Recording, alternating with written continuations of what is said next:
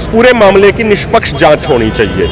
अगर आरोप सही पाए जाते हैं, उनमें सच्चाई पाई जाती है, तो जो भी आरोपी है उसके ऊपर सख्त से सख्त कार्रवाई होनी चाहिए।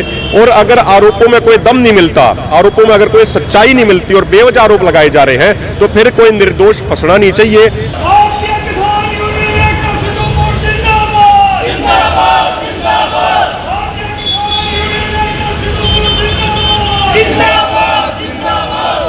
देखो, इसमें षड्यंत्र की भी तो आ रही है, क्योंकि जो भी किसान नेता ऊपर की तरफ पड़ता है उसकी टांग खिंचाई सरकार कर रही है। तस्वीरें हैं पानीपत के जिला सचिवालय के सामने फ्लाईओवर के नीचे की, जहां पर आप देख सकते हैं सैकड़ों की संख्या में आज सभी किसान इकट्ठा हुए हैं और अपनी मांगों को लेकर प्रदर्शन किया जा रहा है।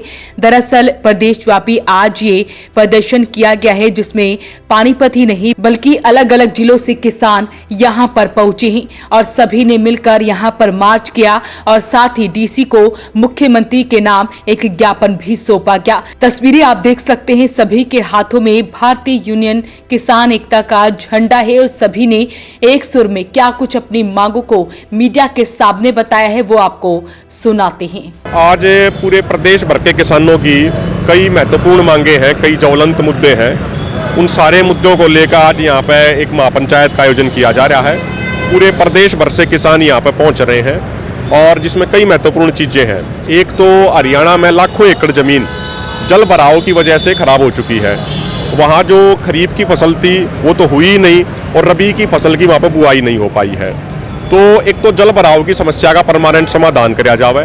दूसरी बात, जिन किसान भाइयों की फसल खराब होगी उनको तुरंत प्रभाव से मुआवजा दिया जावे। हमारे प्रदेश के मुख्यमंत्री माननीय नायब सिंह सैनी जी ने कहा था कि मैं दिवाली से पहले मुआवजा जारी करवा दूंगा, सब किसानों के खाते में भिजवा दूंगा, लेकिन अब तक किसान भाइयों को मुआवजा नहीं मिला है। इसके अलावा एक 2017-18 में पानीपत के और अन्य जिलों के किसानों ने कपालपुर शुगर मिल में अपना गन्ना डाला था, जो उत्तराखंड में पड़ती है, और लगभग ब्याज समेत 70-80 करोड़ रुपया वहाँ का बन चुका है, लेकिन वो 70-80 करोड़ रुपए की पेमेंट अब तक किसानों की नहीं हुई है। तो जिन गन्ना किसानों ने अपना गन्ना डाला था उनके हालात ये है कि उन्हें अपनी ज़मीन बेचनी पड़ रही है और अपने परिवार का गुजारा करना पड़ रहा है, लेकिन प्रशासन की तरफ से कोई उसमें एफर्ट नहीं दी जा रही।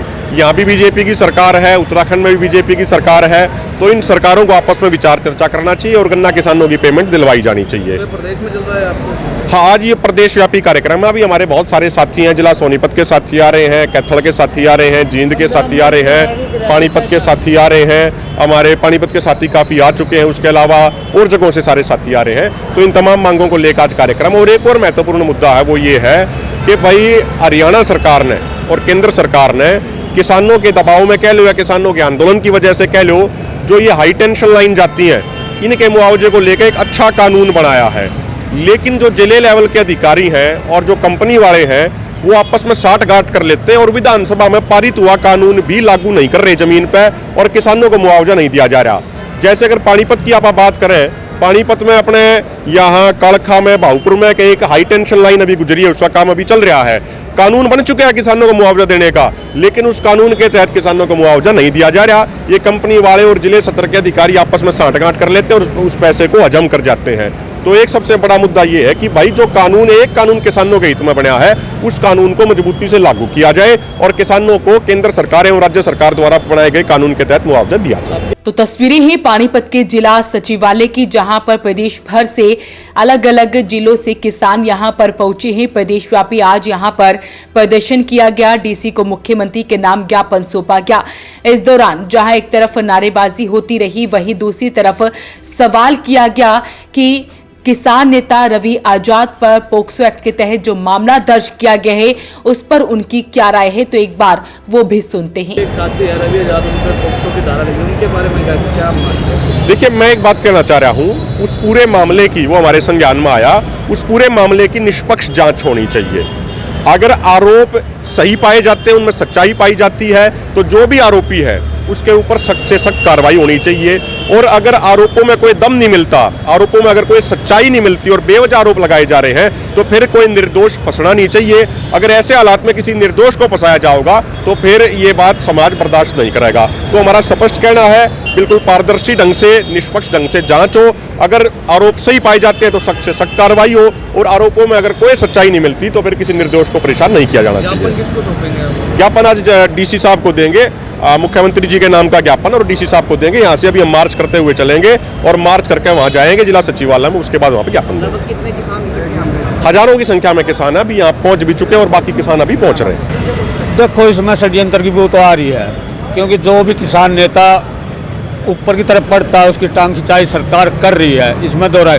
हम तो ये निष्पक्ष जांच होनी चाहिए, कोई दोषी बचना नहीं चाहिए और निर्दोष फंसना नहीं चाहिए। तो अगर निर्दोष होते हैं तो निर्दोष होते हैं तो उसको छोड़ो, उसमें कार्रवाई की क्या बात है। और जो दोषी है तो उसको सजा होनी चाहिए, उसके पक्ष में नहीं है। फिर जो मान ले एक एक करके किसान नेता को सरकार टारगेट करे, ये ठीक भी नहीं है।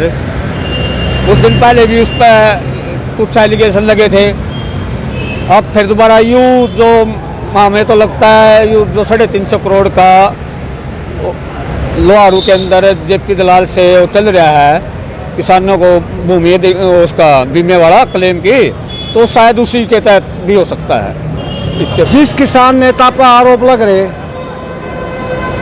वो किसान नेता खुद ये कहता है कि भाई सीबीआई जांच होनी चाहिए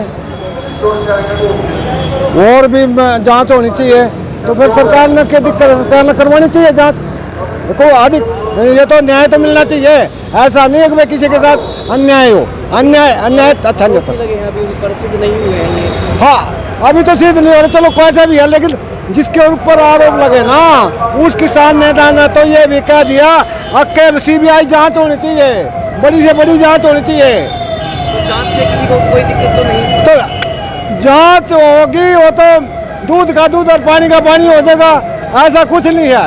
ये तो षड्यंत्र रचे जा कर, कोई घनी बड़ी बात नहीं। षड्यंत्र मानते हैं भाई हम किसका क्या कह सके, किसी का कोई घोटाला उजागर कर दिया होगा उन्हें, बस अगले ने उड़े फंसा दिया, ये तो चाल होया करे। तो सुना आपने किसान नेताओं ने रवि आजाद को लेकर क्या कुछ कहा। उनका कहना है कि इस मामले की पारदर्शिता तरीके से जांच होनी चाहिए, अगर वो दोषी पाए जाते हैं तो उन पर कार्रवाई होनी चाहिए, अन्यथा किसी भी बेकसूर इंसान पर ऐसी कार्रवाई नहीं होनी चाहिए, उसे परेशान नहीं किया जाना चाहिए। तो आज किसानों का प्रदर्शन होता है, जिसमें पत्रकारों के सभी सवालों के जवाब भी दिए गए, डीसी को मुख्यमंत्री के नाम ज्ञापन सौंपा गया। तो मांगे सुनी आपने कि किसानों की क्या कुछ मांगे हैं, जिसको लेकर आज ये पूरे प्रदेश भर के सभी किसानों ने इकट्ठा होकर प्रदर्शन किया। अपील रहेगी इस वीडियो को आप शेयर जरूर करें। वॉइस ऑफ पानीपत के लिए सुरेश शर्मा के साथ कुलवंत सिंह की रिपोर्ट।